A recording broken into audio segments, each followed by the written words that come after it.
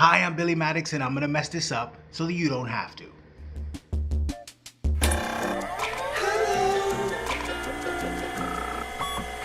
Okay, so you've seen the prep, you've seen the masking, you've seen the primer, you've seen me spray it up and get it to this point. Now it's time to show you what I'm looking at for inspiration. I am looking at Jyn Erso's blaster. I know this isn't the right shape. Don't come for me in the comments because I will make you look foolish. I don't know why I'm so spicy right now. But yeah, okay, so let's get to work on this and let's paint it up. I'm gonna do some more silver accents here. As I was doing this, I was kind of kicking myself because I was like, well, I should have just masked that off as well and done it in one gun, but I didn't. And you know, happy little accident. You know, we don't make mistakes, just make happy accidents. What I ended up liking, and you'll see in a little bit, is that the two different silvers give off two different vibes. Like they're vibing on two different vibes, and I'm vibing on that. The two silvers look different, and I don't know, perhaps different metals, perhaps I don't know, it adds dimensionality to it, you know? It's not all just one note. You know, working with these acrylics, maybe I should give you some sort of tips.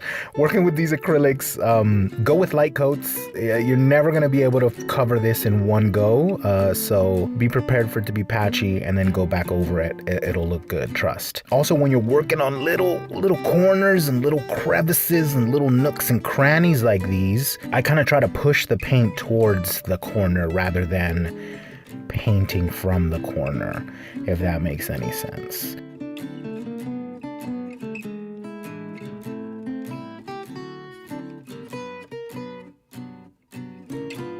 But yeah, so this is the sort of base kind of look for it, even though it does need some touch-ups.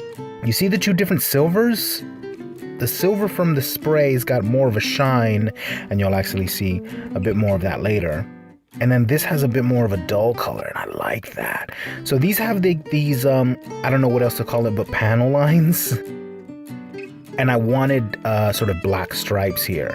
So what I'm doing is I'm kind of dabbing, not watered down, just straight up dabbing paint in there, just so that it gets into that recess. I'm not so concerned that there's any spillover on the paint, because as you see, I'll just wipe it right off with a dry paper towel so that you're not adding and introducing any moisture to the paint, and it'll come up.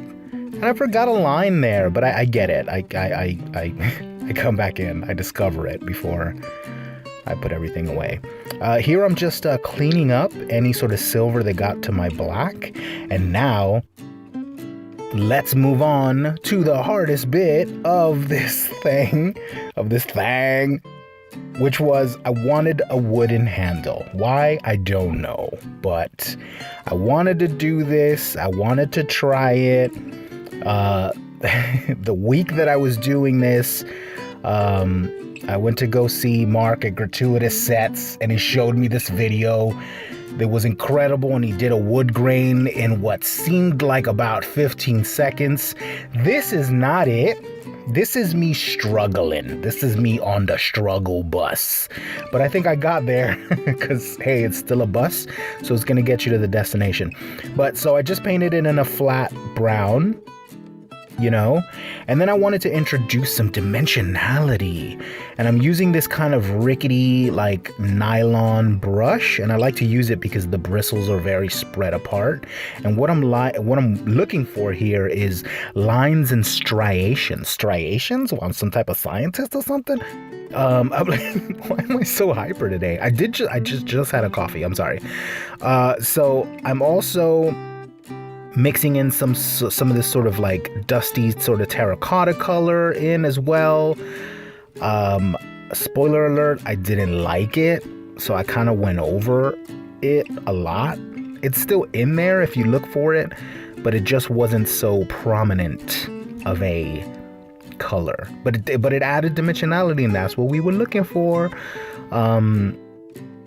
Here's another little angle. What, this is being directed by Netflix? Look at all these pull focus. That's just my phone camera. You can see it there.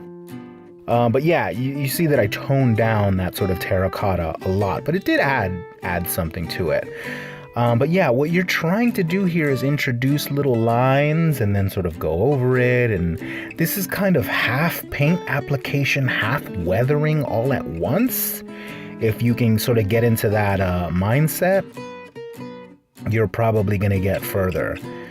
And it is slow going, you know.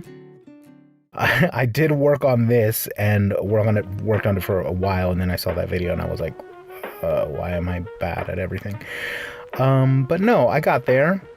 When you're taking off, especially when you're doing a lot of paint, always kind of cut around where your paint is lightly, because there will be paint over the tape and the object, and you run the risk of pulling up some paint, and you'll kind of see that here a little bit, but thankfully I had cut it so it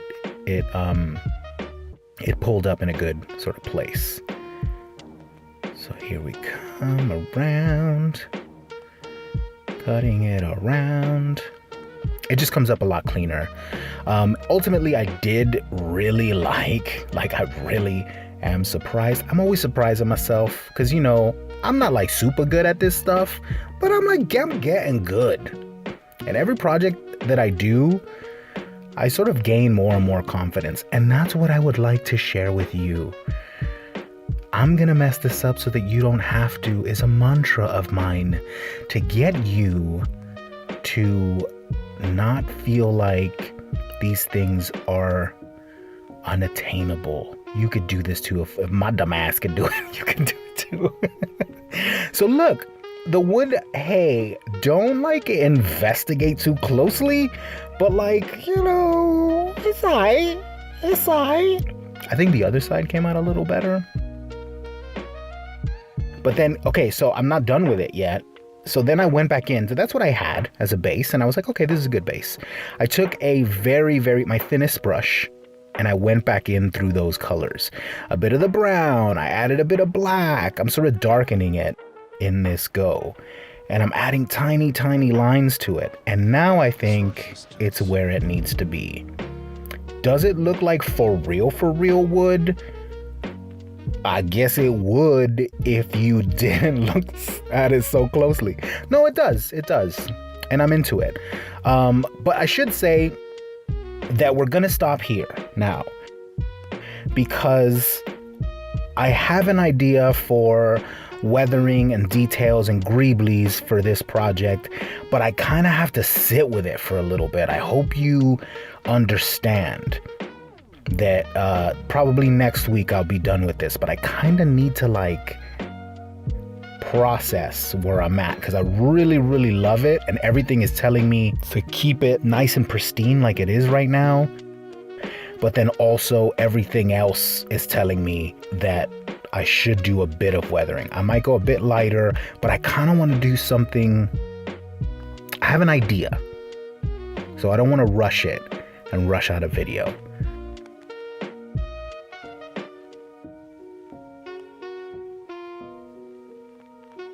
Yeah, so I kind of have to live with this for a little bit and see how I'm gonna do that idea. I need to sort of investigate it, but I think it's gonna be fun. So give me about a week, probably next week it'll be done. Anyway, thanks so much for watching. Roll the thing.